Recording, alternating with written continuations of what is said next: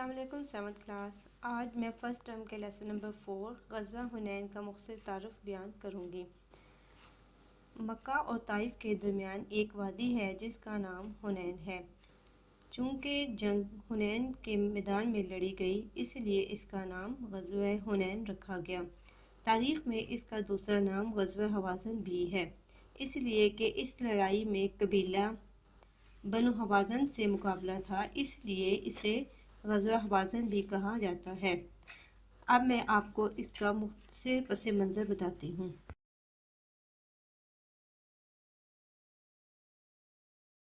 اس کا پس منظر اس طرح سے ہے کہ فتح مکہ کے بعد عام طور پر تمام عرب کے قبائل اسلام قبول کر چکے تھے، لیکن قبیلہ بنو حوازن اور قبیلہ بنو ثقیف اسلام قبول کرنے کے بجائے مسلمانوں پر حملے کی تیاریاں کرنے لگے۔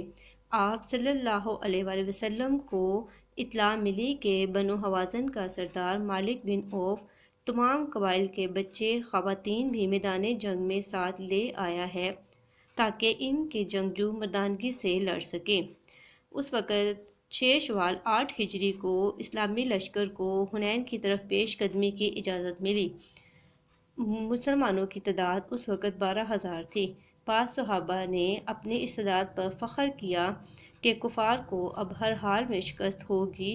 یہ بات آپ صلی اللہ علیہ وآلہ وسلم کو پسند نہ آئی کہ مسلمان اپنی تعداد اور طاقت پر فخر کر رہے ہیں، اور اسی فخر کا انجام یہ ہوا کہ اسلامی لشکر جب رات کے وقت وادی حنین پہنچا تو بنو حوازن کے جنگجوؤں نے اچانک مسلمانوں پر تیروں کی بارش کر دی۔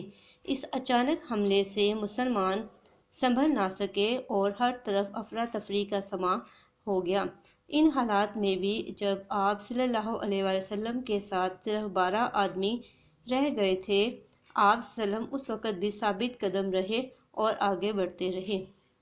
آپ صلی اللہ علیہ وآلہ وسلم کے چچا حضرت عباس رضی اللہ تعالیٰ عنہ نے آپ صلی اللہ علیہ وآلہ وسلم کے حکم پر تمام صحابہ کو واپس بلایا۔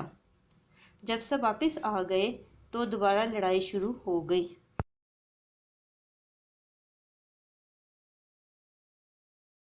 آپ صلی اللہ علیہ وآلہ وسلم نے مٹھی بھر مٹی لے کر دشمن کی طرف پھینکی۔ اس مٹی سے ان کی آنکھیں بھر آئیں اور اس طرح دشمن کی قوت ٹوٹتی چلی گئی اور دشمنوں کو وہ واضح شکست ہو گئی۔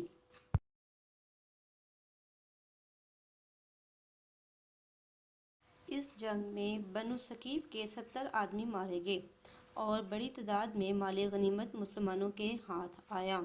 اس جنگ کے اختتام پر حوازن کے لوگوں نے مسلمانوں سے پوچھا کہ وہ لوگ کہاں ہیں جو سفید لباس اور ابلق گھوڑوں پر سوار تھے؟ ہم ان کے ہاتھوں ہی برباد ہوئے ہیں۔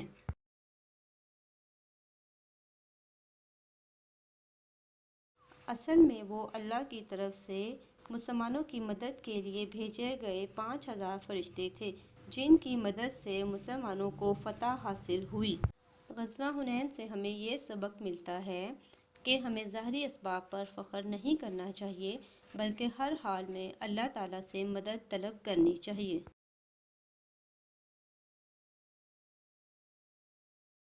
اور صرف اللہ تعالیٰ کی ذات پر بھروسہ اور توکل کرنا چاہیے۔